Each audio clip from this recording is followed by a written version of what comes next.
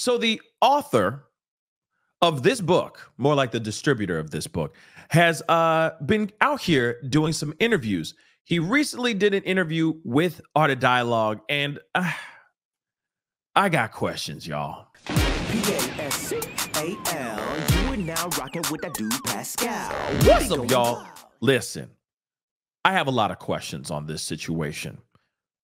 Remember, there's this book that's allegedly Kim's last words, okay, called Kim's Lost Words. Now, I want you to know that this book has now been taken off of Amazon. It was an Amazon bestseller. This thing was flying off the shelves or flying off the internet, whatever you want to call it, right? Everybody and their mama was starting to read this book. But one of the main questions, at least for me, was, is this mother lover real? Now, here's the thing. We read it. I read it. I went through it, took notes, as you guys can see. I mean, I went through this mug, and there was a lot of times this book really threw me off. I literally threw it down several times being like, this can't be real. It felt like I was reading a Tyler Perry novel, like a Tyler Perry script, okay? Very, don't get me wrong, love me some Tyler Perry movies, okay? Not all of them, but I like a good portion of them. But I'm just saying, very over the top, very dramatic. Didn't know if this is real or not. And I'm still feeling like it may not be real because of this guy right here, Chris Todd. So he's the guy who actually distributed this book. He alleges that he received the book, okay, I think he paid for it. Somebody said, I got a thumb drive, I'm sorry, of her memoir, her diary. Do you want it? He paid some money. He got it. He sat on it for a little bit. Then he turned it into a book and put it up on Amazon. But he also put it under another name, Jamal T. Millwood, instead of just saying Chris Todd, which is very odd to me as well, okay? It is what it is on that part. But he's been out here doing interviews, okay? And a lot of the interviews that he said is like, hey, I have proof, I have da-da-da. But one of the main questions that was asked is, do you believe this is really her writing? And one of the things that has thrown everybody off is him saying, I don't know if it's real, but I figured why not put it out there? Because you never know. Instead of actually going and fact checking, making sure everything's legit, he just puts this out and believes all of this to be real. There are so many mind-blowing, wild allegations revolving around huge names, everyone from Will Smith all the way down to Jay-Z and all that, okay? There's maybe one name that's been omitted, named XXXXX, but that's about it. Everybody else's names are all out in here. There's a crazy moment alleging that Kim Porter's ex-husband, Albie Shore, is doing the hibbity-dibbity with Sean Diddy Combs. And she's sitting there as a witness to this whole thing. It's the craziest stuff that I've ever freaking heard. And these are the moments, and this is only 5 pages in the book, baby. I had to throw it down. I'm like, this is not real. This cannot be real. But again, he does these interviews, and now, because of these interviews, at least the most recent ones, Amazon takes down this book because they're sitting there saying, well, if you can't fact check it, if you can't tell us if it's real or not, we can't keep it up here because this is false. It's false advertising, right? So now he's on Art of Dialogue, and shout out to Art of Dialogue because, man, the dude, that page, that channel has been putting in some work and bringing in some real interviews, some crazy stuff. So shout out to Art of Dialogue. This is where this video is coming from. Actually, this is from their Instagram page. But they do have an exclusive 2-hour plus interview with Chris Todd. And there's a clip here that I wanted to share with y'all because real talk, it's not only just what he's saying, it's how he is saying it. It's how it's his body language and all that stuff. And I'm not a body language expert or anything of that sort, but at the same time, there's something about this interview that just doesn't feel 100. Let's take a listen. Okay, and it says the author of Kim Porter's tell-all book says he has shocking Diddy tapes. So now he's saying he got tapes. And he's saying that this will shut down the music industry and Hollywood, and reveals he plans to give them to the feds. But so instantly, my gut reaction is, why ain't you give it to the feds already, dog? Let's keep it real. Why ain't you giving it to the feds already, dog? Because the feds already been in work. And from what I understand, this shoot and this interview was done a couple days ago. So you might as well just give them to the feds if you really have them. Let's take a look at this video, okay? And of course, I'm going to be interrupting it. So surprise, I'm going to be going in and out of it because of, fair use and all that crap. But again, if you want to watch the full thing, go to his Instagram, Art of Dialogue, or go to his YouTube channel. The full 2-hour interviews over there. You got to go check it out. It is interesting. Okay? And I think Art of Dialogue has done a really great job with this stuff so far. So check them out. All right. And subscribe and let them know that I sent you. But let's take a look at this. There's a claim that Kim Porter kept copies of Diddy's alleged sex tapes as leverage. What evidence do you have to support this narrative? The tapes. So you actually have tapes?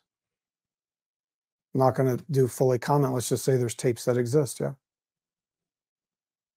Well, let's ponder around that. There's the investigators in the case that is now filed. Yes. Right. Say that they were in possession of tapes. They can actually confirm that there are tapes, sure, as well as baby oil, as well as all of the sure, other things that they found. Yeah.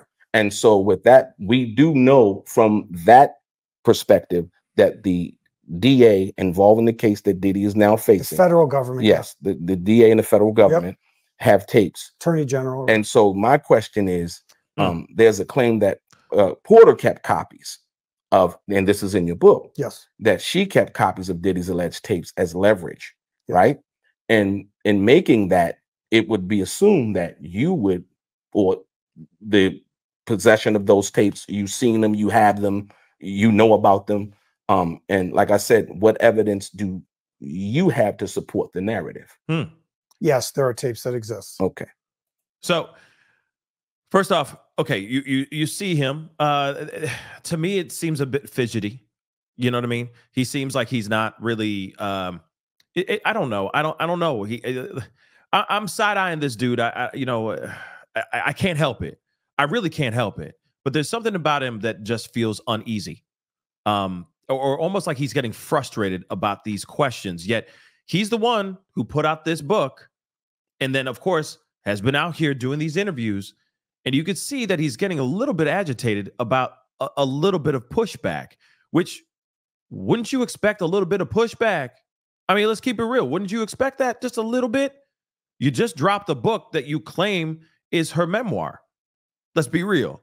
But now he's claiming that he actually has tapes, and there are tapes that are in his possession. Let's continue. Fidgety. The book alleges that Diddy kept a vault of tapes documenting his alleged sexual encounters. Was there any hard evidence that such a vault existed? The sources say there was a vault that existed, yes. And some of the tapes were flown out of the country on a private jet. That's from the sources directly, so I have to believe them. If she's angry, if she was abused, if she's fighting back, because we know through, and I'm going to reveal some of these other things that are on the drive that discuss why she was doing it and when. Okay. So you didn't, these are other things that you didn't include in, correct. And why did you keep that out? Correct. Because I can't reveal everything at once. It's too shocking. If I was to release those tapes, the world would shut down. Okay. Let me let him finish. Okay. If I showed one of these tapes, so I'm telling you right now, the whole music industry and Hollywood, it would just grind down like this. They're all going to start pointing at each other like this, and it's going to be bad. We've already set it up. We have multiple attorneys. We know how to do it. It's not my first rodeo. I solved the greatest murder case in history, 3 of them. I know how to do it. We're going to do it, but just going to come in pieces. And there's also ways we can, let's say, not censor it, but we can kind of soften it, right? Like the whole tape doesn't have to come out. All the tape. I don't have all the tapes. There's other people that have the tapes. I can't control them. We already know they're shopping in Hollywood. We have proof of other people telling us. We actually didn't have that one they showed. So there's multiple out there. Remember, this has been going on for 30 years. Okay, so I'm gonna stop right there. Okay, I have to stop right there. I'm gonna continue, I promise. But he's okay. He said a couple things here that, of course, I have a little bit of, a lot of questions. It's like, okay, if you're sitting there saying, oh, this is about to, break the whole Hollywood's going to crumble and all that stuff. It's like, wait a second. Okay, sure, it's going to crumble, but there's already lawyers about to, expose a lot of names in Hollywood. So again, it's like, it doesn't matter. Well, what are you holding on to these tapes for? Why not just hand them over to the federal government, to the feds, and just be done with this? What is the holdup, and why are you holding out? That's the part that doesn't make any sense. Sure, you got names. Are you the person I guess that's the next question I got. Are you the person that's trying to blackmail people? These other celebrities? Think about it. Why wouldn't you just give the tapes to the feds? Unless you see this as leverage and you're trying to scoop a bag in another way. Something to think about. Not saying that he's doing that, but that is a question on why you would hold out like this. It just doesn't make sense. If you got incriminating tapes, show it, right? Give it to the feds and let them take down Hollywood. I think this guy is here for the glory too. That's what I think. I think he's like, you just heard him go, we solved 3, high profile cases, so on and so forth. I did that. Well, there's no proof of him actually solving those cases, by the way. But at the same time, that's what he claims to have done. So is this another situation where he's just trying to get some of the clout? So I'm not the only one who has them. I think I have specific ones that no one has. But so, yeah, it's gonna be extremely shocking. We've got to be really just kind of one step at a time. But you can confirm nor deny that what you claim to have, that no one else has, correct? I would say this. Let's say there's 10 tapes, right? So this is a hypothetical. Yeah. Hypothetically, there's 10 tapes. There's a couple of those that no one has, but the flash drive has. My only pushback on that is, are you sure about that, baby? Are you sure you're the only one that has those, let's just say, hypothetically 10 tapes? Are you sure? Because let's be real. We already know that these tapes are being shared, being put out here. There's 30 plus years of content out here. You're telling me you only have the exclusive tapes of these specific, you have the original copies? I doubt it. I really, really doubt it. I can pretty much guarantee. And how can you? Because if anybody has those, they're going to go to jail. But wouldn't you go to jail? Because you got the footage too. Wouldn't you go to jail? You got the footage too. Okay. All right. Let's continue. If they release what I believe they think they have or they want to release, they will most likely go to jail.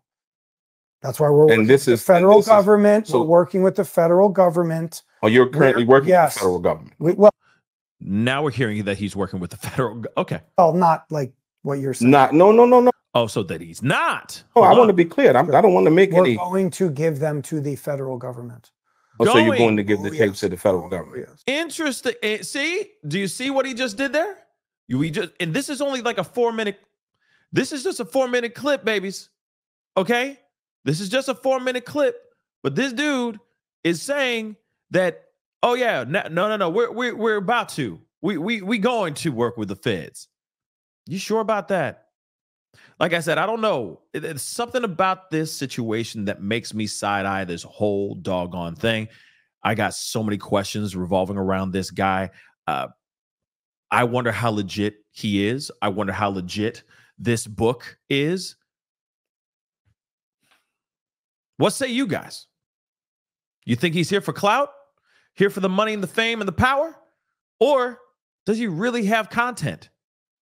Did he really get this book from somebody that was Kim's friend or a source? Is this really Kim's book? That's the main question, right? So comment down below. Let me know what your thoughts are. I'm side-eyeing this dude. I'm sorry. I'm just side-eyeing it. I've seen so many interviews with him lately, and I have so many questions. But, you know, I'm an inquisitive mother lover. Comment down below. Let me know what your thoughts are. Hit that like button down below. Don't forget to crush that subscribe button if you're watching on YouTube. If you're watching on other platforms, make sure you hit that follow button, okay? It'd be great to have you a part of the Pascal Show family. Anyway, it's time to get going.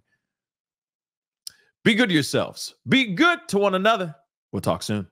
This is the Pascal Show. Bye. Pascal, you are now rocking with that dude Pascal. We be going wild.